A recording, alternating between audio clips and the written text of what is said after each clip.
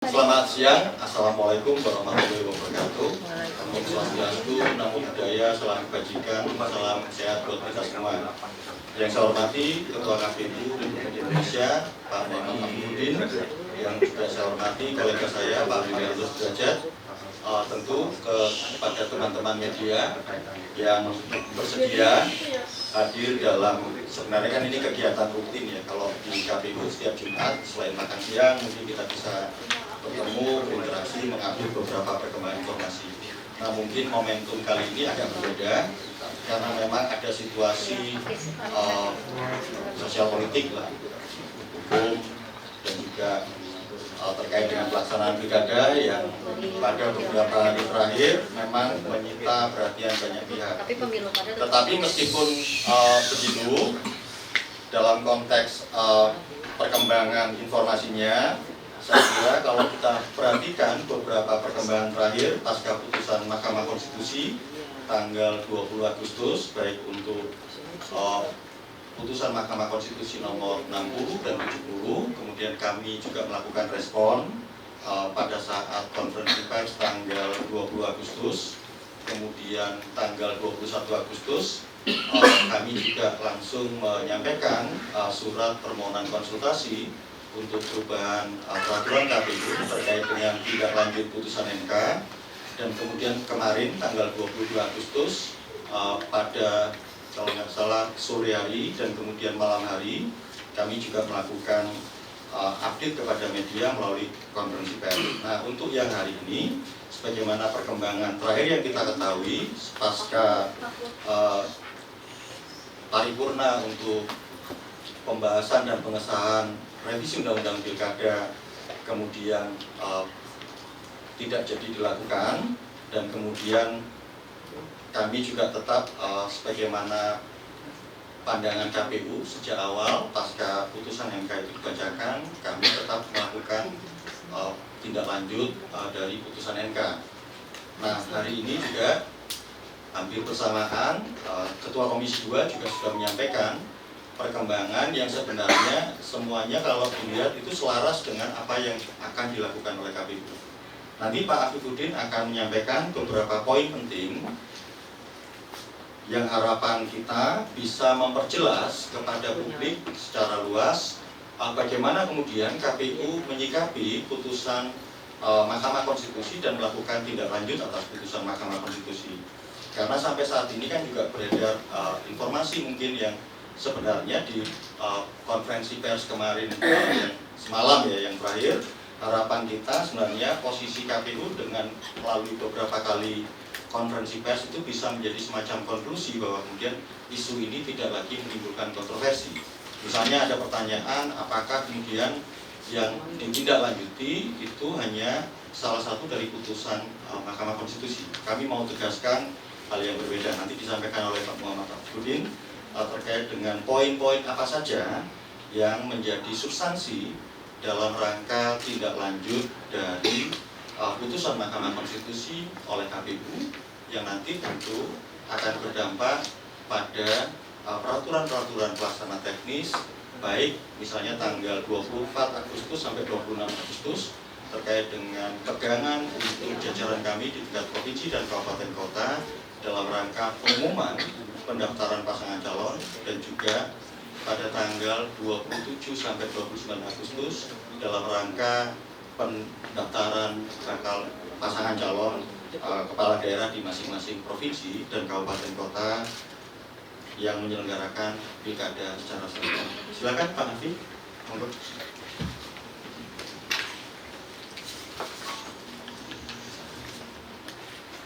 Terima kasih Mas Agusmas, Mas Wiranto Sudrajat. Assalamualaikum warahmatullahi wabarakatuh. Selamat siang, salam sejahtera buat kita semua, teman-teman sekalian. Meskipun semalam kita juga sudah menyampaikan perkembangan dari sikap dan juga langkah yang diambil KPU terkait dengan tindak lanjut putusan Mahkamah Konstitusi pasca pembacaan putusan, kami kemudian ingin menyampaikan langkah lebih detail, langkah lebih konkret yang kami upayakan dalam konteks tidak lanjut putusan Mahkamah Konstitusi. Untuk itu kami akan bacakan saja pointers yang sudah kami siapkan. Pertama, terhadap pelaksanaan tahapan pendaftaran pasangan calon yang akan dilaksanakan pada tanggal 27 sampai 29 Agustus 2024. Sebagaimana diatur dalam lampiran 1 PKPU nomor 8 tahun 2024 tentang pencalonan gubernur dan wakil gubernur, bupati dan wakil bupati, serta wali kota dan wakil wali kota di PKPU 8 2024, pasca putusan Mahkamah Konstitusi nomor 60 garing PUU 22 Romawi garing 2024 dan putusan Mahkamah Konstitusi nomor 70 garing PUU 2022 Romawi garing 2024 perlu disampaikan hal-hal sebagai berikut. 1. KPU RI telah melakukan langkah-langkah untuk menindaklanjuti putusan Mahkamah Konstitusi tersebut dalam melakukan perubahan PKPU nomor 8 2024 sesuai dengan mekanisme pembentukan peraturan perundang-undangan. 2. KPU RI akan menyampaikan surat edaran kepada jajaran KPU Provinsi dan KPU Kabupaten Kota yang pada pokoknya dalam pelaksanaan pendaftaran pasangan calon memedomani putusan Mahkamah Konstitusi tersebut. 3. KPU Provinsi dan KPU Kabupaten Kota akan melaksanakan tahapan pengumuman pendaftaran pasangan calon pada tanggal 24 sampai 26 Agustus 2024 yang substansinya pengumuman tersebut memperhatikan putusan Mahkamah Konstitusi. 4. Terhadap perubahan PKPU nomor 8 2024 secara substansi dalam menindaklanjuti putusan Mahkamah Konstitusi nomor 60 garing PUU 22 Romawi garing 2024, KPU akan mengubah ketentuan pasal 11 dan pasal-pasal terkait yang pada pokoknya dalam pendaftaran pasangan calon, partai politik atau gabungan partai politik dalam mendaftarkan pasangan calon berdasarkan ambang batas perolehan suara sah yang ditentukan berdasarkan jumlah penduduk tertentu yang termuat dalam daftar pemilih tetap pada pemilu 2024 di provinsi untuk calon gubernur dan wakil gubernur dan di kabupaten kota untuk calon bupati dan wakil bupati serta wali kota dan wakil wali kota. 5. Terhadap perubahan PKPU nomor 8 2024 secara substansi dalam menindaklanjuti putusan Mahkamah Konstitusi nomor 70 garing PUU 2022 Romawi garing 2024, KPU akan mengubah ketentuan dalam pasal 15 beserta formulir pernyataan calon yang termuat dalam lampiran 8 yang pada pokoknya pemenuhan usia minimal calon kepala daerah terhitung sejak penetapan pasangan calon. 6. KPU RI mengupayakan agar perubahan PKPU 8 2024 dan pedoman teknis dalam menindaklanjuti putusan Mahkamah Konstitusi tersebut terbit sebelum pendaftaran pasangan calon dengan tetap memperhatikan mekanisme pembentukan peraturan perundang-undangan. Untuk pemilihan di daerah khusus dalam pendaftaran pasangan calon memperhatikan putusan Mahkamah Konstitusi tersebut kecuali diatur atau ditentukan lain oleh peraturan perundang-undangan yang mengatur mengenai kekhususan daerah tersebut. Jadi teman-teman sekalian, ini lebih detail, lebih teknis yang nanti insya Allah jalur yang kita sampaikan tadi itu akan melakukan konsultasi atau pembahasan bersama dengan teman-teman di DPR Komisi 2 beserta juga pembahasan beberapa PKPU yang lain.